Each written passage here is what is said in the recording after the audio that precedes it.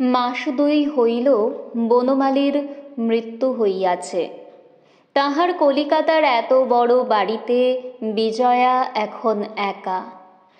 তাহার দেশের বিষয় সম্পত্তির দেখাশোনা রাসবিহারী করিতে লাগিলেন এবং সেই সূত্রে তাহার এক প্রকার অভিভাবক হইয়াও বসিলেন। কিন্তু নিজে থাকেন গ্রামে, সেই জন্য পুত্র বিলাসবিহারীর উপরেই বিজয়ার সমস্ত খবরদারির ভার পড়িল। সেই তাহার প্রকৃত অভিভাবক হইয়া উঠিল। তখন এই সময়টায় প্রতি ব্রাহ্ম পরিবারে সত্য, সুনীতি, সুরুচি এই শব্দগুলা বেশ বড় করিয়াই শিখানো হইত। কারণ বিদেশে পড়িতে আসিয়া হিন্দু যুবকেরা যখন পিতামাতার বিরুদ্ধে, দেবদেবীর বিরুদ্ধে, প্রতিষ্ঠিত সমাজের বিরুদ্ধে বিদ্রোহ করিয়া এই সমাজের বাঁধানো খাতায় নাম লিখাইয়া বসিত, তখন এই শব্দগুলাই চাড়া দিয়া তাহাদের কাঁচা মাথা ঘাড়ের উপর সোজার করিয়া রাখিত, ঝুঁকিয়া ভাঙিয়া পড়িতে দিত না। তাহারা কহিত, যাহা সত্য বলিয়া বুঝিবে তাহাই করিবে। মায়ের অশ্রু জলই বলো আর বাপের দীর্ঘ নিঃশ্বাসই বলো, কিছুই দেখিবার শুনিবার প্রয়োজন নাই। ও সব দুর্বলতা সর্বপ্রযত্নে পরিহার করিবে, নচেত আলোকের সন্ধান পাইবে না। কথাগুলা বিজয়াও শিখিয়াছিল। আজ গ্রাম হইতে বিলাসবাবু বৃদ্ধ মাতাল জগদীশের মৃত্যু সংবাদ লইয়া আসিয়াছিলেন। বিজয়ার সে পিতৃবন্ধু বটে, কিন্তু বিলাসবাবু যখনই বলিতে লাগিলেন কেমন করিয়া জগদীশ মদ খাইয়া মাতাল হইয়া ছাদের উপর হইতে পড়িয়া মরিয়াছে, তখন ব্রাহ্ম ধর্মের সুনীতি স্মরণ করিয়া বিজয়া এই দুর্ভাগা পিতৃসখার বিরুদ্ধে ঘৃণায় ওষ্ঠ কুঞ্চিত করিতে বিন্দুমাত্র সংকোচ বোধ করিল না। বিলাস বলিতে লাগিল, জগদীশ মুখুজ্জে আমার বাবারও ছেলেবেলার বন্ধু ছিলেন, কিন্তু তিনি তাহার মুখ পর্যন্ত দেখিতেন না। টাকা ধার করতে দুবার এসেছিল, বাবা চাকর দিয়ে তাকে ফটকের বার করে দিয়েছিলেন। তিনি সর্বদা বলেন, এই সব দুর্নীতিপরায়ণ লোকগুলোকে প্রশ্রয় দিলে মঙ্গলময় ভগবানের শ্রীচরণে অপরাধ করা হয়। বিজয়া সায় দিয়া কহিল, অতি সত্য কথা। বিলাস উৎসাহিত হইয়া বক্তৃতার ভঙ্গিতে বলিতে লাগিল, বন্ধুই হোক আর যেই হোক, দুর্বলতা বশে কোনো মতেই ব্রাহ্ম সমাজের চরম আদর্শকে ক্ষুণ্ণ করা উচিত নয়। জগদীশের সমস্ত সম্পত্তি এখন ন্যায়ত আমাদের। তার ছেলে পিতৃঋণ শোধ করতে পারে ভালো, না পারে আইন মতো আমাদের এই দণ্ডেই সমস্ত হাতে নেওয়া উচিত। বস্তুত ছেড়ে দেবার আমাদের কোনো অধিকার নাই, কারণ এই টাকায় আমরা অনেক সৎকার্য করতে পারি, সমাজের কোনো ছেলেকে বিলাত পর্যন্ত পাঠাতে পারি, ধর্মপ্রচারে ব্যয় করতে পারি, কত কি করতে পারি। কেন তা না করব বলুন? তাছাড়া জগদীশবাবু কিংবা তার ছেলে আমাদের সমাজভুক্ত নয় যে তাকে দয়া করা আবশ্যক। আপনার সম্মতি পেলেই বাবা সমস্ত ঠিক করে ফেলবেন বলে আজ আমাকে আপনার কাছে পাঠিয়েছেন। বিজয়া মৃত পিতার শেষ কথাগুলা স্মরণ করিয়া ভাবিতে লাগিল, সহসা জবাব দিতে পারিল না। তাহাকে ইতস্তত করিতে দেখিয়া বিলাস সজোরে প্রবল কণ্ঠে বলিয়া উঠিল, না না, আপনাকে ইতস্তত করতে আমি কোনো মতেই দেব না। দ্বিধা দুর্বলতা পাপ, শুধু পাপ নয়, মহাপাপ। আমি মনে মনে সংকল্প করেছি তার বাড়িটায় আপনার নাম করে যা কোথাও নেই, কোথাও হয়নি, আমি তাই করব। পাড়া গায়ের মধ্যে ব্রাহ্ম মন্দির প্রতিষ্ঠা করে দেশের হতভাগ্য মূর্খ লোকগুলোকে ধর্ম শিক্ষা দেব। আপনি একবার ভেবে দেখুন দেখি, এদের মূর্খতার জ্বালাতেই বিরক্ত হয়ে আপনার স্বর্গীয় পিতৃদেব দেশ ছেড়েছিলেন কিনা? তার কন্যা হয়ে কি আপনার উচিত নয় এই নোবেল প্রতিশোধ নিয়ে তাঁদেরই এই চরম উপকার করা? বলুন, আপনি এ কথার উত্তর দিন। বিজয়া বিচলিত হইয়া উঠিল। বিলাস দৃপ্ত স্বরে বলিতে লাগিল, সমস্ত দেশের মধ্যে একটা কত বড় নাম, কত বড় সাড়া পড়ে যাবে ভেবে দেখুন দেখি। হিন্দুদের স্বীকার করতেই হবে সে ভার আমার উপর, যে ব্রাহ্ম সমাজে মানুষ আছে, হৃদয় আছে, স্বার্থ ত্যাগ আছে, যাকে তারা নির্যাতন করে দেশ থেকে বিদায় করে দিয়েছিল, সেই মহাত্মারী মহীয়সী কন্যা তাদেরই মঙ্গলের জন্য এই বিপুল স্বার্থ ত্যাগ করেছেন। সমস্ত ভারতবর্ষময় একটা কি বিরাট মরাল এফেক্ট হবে বলুন দেখি। বলিয়া বিলাসবিহারী সম্মুখের টেবিলের উপর একটা প্রকাণ্ড চাপড় মারিল। শুনিতে শুনিতে বিজয়া মুগ্ধ হইয়া গিয়াছিল। বাস্তবিক এত বড় নামের লোভ সংবরণ করা 18 বৎসরের মেয়ের পক্ষে সম্ভব নয়। তথাপি পিতার কথাগুলি স্মরণ করিয়া সে দ্বিধা ভরে জিজ্ঞাসা করিল, তার ছেলের নাম শুনেছি নরেন্দ্র, এখন সে কোথায় আছে জানেন?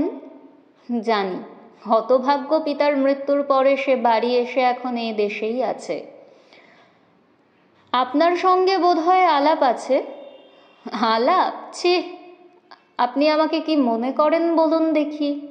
বলিয়া বিজয়াকে একেবারে অপ্রতিভ করিয়া দিয়া বিলাসবাবু একটুখানি হাসিয়া কহিল, আমি তো ভাবতেই পারি নে যে জগদীশ মুখুজ্জের ছেলের সঙ্গে আলাপ করেছি। তবে সেদিন রাস্তায় হঠাৎ একটা পাগলের মতো নতুন লোক দেখে আশ্চর্য হয়েছিলাম, শুনলাম সেই নরেন মুখুজ্জে। বিজয়া কৌতূহলী হইয়া কহিল, পাগলের মতো? শুনেছি সে নাকি ডাক্তার। বিলাসবাবু ঘৃণায় সর্বাঙ্গ কুঞ্চিত করিয়া কহিল, ঠিক পাগলের মতো? ডাক্তার? আমি বিশ্বাস করি নে। মাথায় বড় বড় চুল, যেমন লম্বা তেমনি রোগা, বুকের প্রত্যেকটি পাঁজর বোধ করি দূর থেকে গোনা যায়, এই তো চেহারা, তালপাতার সেপাই। ছো, বস্তুত চেহারা লইয়া গর্ব করিবার অধিকার বিলাসের ছিল, কারণ সে বেঁটে মোটা এবং ভারী জোয়ান। তাহার বুকের পাঁজর বোমা মারিয়া নির্দেশ করা যাইত না। সে আরও কি বলিতে যাইতেছিল, বিজয়া বাধা দিয়া জিজ্ঞাসা করিল, আচ্ছা বিলাসবাবু, জগদীশবাবুর বাড়িটা যদি আমরা সত্যই দখল করে নিই, গ্রামের মধ্যে কি একটা বিশ্রী গোলমাল উঠবে না? বিলাস জোর করিয়া বলিয়া উঠিল, একেবারে না। আপনি 5-7খানা গ্রামের মধ্যে এমন একজনও পাবেন না যার ওই মাতালটার ওপর বিন্দুমাত্র সহানুভূতি ছিল। আহা বলে, এমন লোক ও অঞ্চলে নেই। একটু হাসিয়া কহিল, কিন্তু তাও যদি না হতো, আমি বেঁচে থাকা পর্যন্ত সে চিন্তা আপনার মনে আনাও উচিত নয়। কিন্তু আমি বলি, অন্তত কিছুদিনের জন্যও আপনার একবার দেশে যাওয়া কর্তব্য। বিজয়া আশ্চর্য হইয়া জিজ্ঞাসা করিল, কেন? আমরা কখনোই তো সেখানে যাইনে। বিলাস জোর দিয়া বলিল, সেই জন্যই তো বলি আপনার যাওয়া চাই। প্রজাদের একবার তাদের মহারানীকে দেখতে দিন। আমার তো নিশ্চয়ই মনে হয় এ সৌভাগ্য থেকে তাদের বঞ্চিত করা অপরাধ। লজ্জায় বিজয়ার মুখ আরক্ত হইয়া উঠিল। সে আনত মুখে কি একটা বলিবার উপক্রম করিতেই বিলাস বাধা দিয়া বলিয়া উঠিল, ইতস্তত করবার এতে কিচ্ছু নেই। একবার ভেবে দেখুন দেখি, কত কাজ সেখানে আপনার করবার আছে। এ কথা আজ আপনার মুখের ওপরেই আমি বলতে পারি যে আপনার বাবা সমস্ত দেশের মালিক হয়েও যে কতকগুলো খ্যাপা কুকুরের ভয়ে আর কখনো গ্রামে ফিরে গেলেন না, সে কি ভালো কাজ করিয়াছিলেন? এই কি আমাদের ব্রাহ্ম সমাজের আদর্শ? এ যে কোনো সমাজেরই আদর্শ নয়। তাতে আর ভুল কি? বিজয়া ক্ষণকাল চুপ করিয়া থাকিয়া বলিল, কিন্তু বাবার মুখে শুনেছি আমাদের দেশের বাড়ি তো বাস করার উপযুক্ত নয়। বিলাস বলিল, আপনি হুকুম দিন, একবার বলুন সেখানে যাবেন, আমি 10 দিনের মধ্যে তাকে বাসের উপযুক্ত করে দেব। আমার ওপর নির্ভর করুন। যাতে সে বাড়ি আপনার মর্যাদা সম্পূর্ণ বহন করতে পারে, আমি প্রাণপণে তার বন্দোবস্ত করে দেব। দেখুন, একটা কথা আমার বহুদিন থেকে বারবার মনে হয়, আপনাকে শুধু সামনে রেখে আমি যে কি করে তুলতে পারি তার বোধ করি কোনো সীমা পরিসীমা নেই। বিজয়াকে সম্মত করিয়াই বিলাস প্রস্থান করিল। সে সেইখানেই চুপ করিয়া বসিয়া রহিল। যাহা তাহার দেশ, সেখানে যে সে জন্মাবধি কখনো যায় নাই বটে, কিন্তু মাঝে মাঝে পিতার মুখে তাহার কত বর্ণনাই না শুনিয়াছে। দেশের গল্প করিতে তাহার উৎসাহ ও আনন্দ ধরিত না, কিন্তু তখন সে সকল কাহিনী তাহার কিছু মাত্র মনোযোগ আকর্ষণ করিতে পারিত না। যেমন শুনিত তেমনই ভুলিত। কিন্তু আজ কোথা হইতে অকস্মাৎ ফিরিয়া আসিয়া সেই সব বিস্মৃত বিবরণ একেবারে আকার ধরিয়া তাহার চোখের উপর দেখা দিল। তাহার মনে হইতে লাগিল, তাহাদের গ্রামের বাড়ি কলকাতার এই অট্টালিকার মতো বৃহৎ ও জমকালো নয় বটে, কিন্তু সেই তো তাহার 7 পুরুষের বাস্তু ভিটা। সেখানে পিতামহ পিতামহী, প্রপিতামহ প্রপিতামহী, তাদেরও বাপ মা, এমন কত পুরুষের সুখে দুঃখে উৎসবে ব্যসনে যদি দিন কাটিয়া থাকে, তবে তাহারই বা কাটিবে না কেন? গলির সম্মুখে হাজরাদের তেতলা বাড়ির আড়ালে সূর্য অদৃশ্য হইল। এ লইয়া পিতার সঙ্গে তাহার কতদিন কত কথা হইয়াছে। তাহার মনে পড়িল, কত সন্ধ্যায় তিনি ওই ইজি চেয়ারটার উপর বসিয়া দীর্ঘশ্বাস ফেলিয়া বলিয়াছিলেন, বিজয়া, আমার দেশের বাড়িতে কখনো এ দুঃখ পাইনি। সেখানে কোনো হাজরার তেতালা ছাদই আমার শেষ সূর্যাস্তটুকুকে এমন করে কোনো দিন আড়াল করে দাঁড়ায়নি। তুই তো জানিস নে মা, কিন্তু আমার যে চোখ দুটি এই বুকের ভেতর থেকে উঁকি মেরে চেয়ে আছে, তাই স্পষ্ট দেখতে পাচ্ছে আমাদের ফুল বাগানের ধারের ছোট্ট নদীটি এতক্ষণে সোনার জলে টলটল করছে।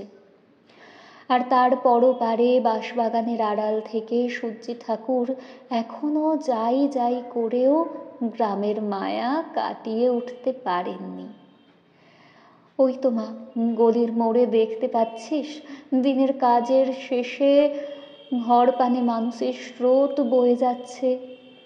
কিন্তু এই 10-12 হাত জমিটুকু ছেড়ে আমাদের তাদের সঙ্গে যাবার তো আর একটুও পথ নেই।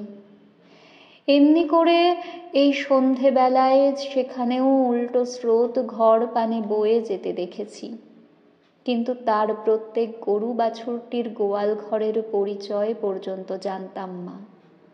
বলিয়া অকস্মাৎ একটা অতি গভীর শ্বাস হৃদয়ের ভিতর হইতে মোচন করিয়া নীরব হইয়া থাকিতেন। যে গ্রাম একদিন তিনি ত্যাগ করিয়া আসিয়াছিলেন, এত সুখৈশ্বর্যের মধ্যেও যে তাহারই জন্য তাহার ভিতরটা কাঁদিতে থাকিত, ইহা যখন তখন বিজয়া টের পাইত। তথাপি একটা দিনের জন্যও সে ইহার কারণ চিন্তা করিয়া দেখে নাই। কিন্তু আজ বিলাসবাবু সেই দিকে তাহার দৃষ্টি আকর্ষণ করিয়া চলিয়া গেলে, পরলোকগত পিতৃদেবের কথাগুলো স্মরণ করিতে করিতে তাহার প্রচ্ছন্ন বেদনার হেতু অকস্মাৎ এক মুহূর্তেই তাহার মনের মধ্যে উদ্ভাসিত হইয়া উঠিল। কলিকাতার এই বিপুল জনারণ্যের মধ্যেও তিনি যে কিরূপ একাকী দিন যাপন করিয়া গেছেন, আজ তাহা সে চোখের উপর হইতে দেখিয়া পাইয়া একেবারে ভয় পাইয়া গেল।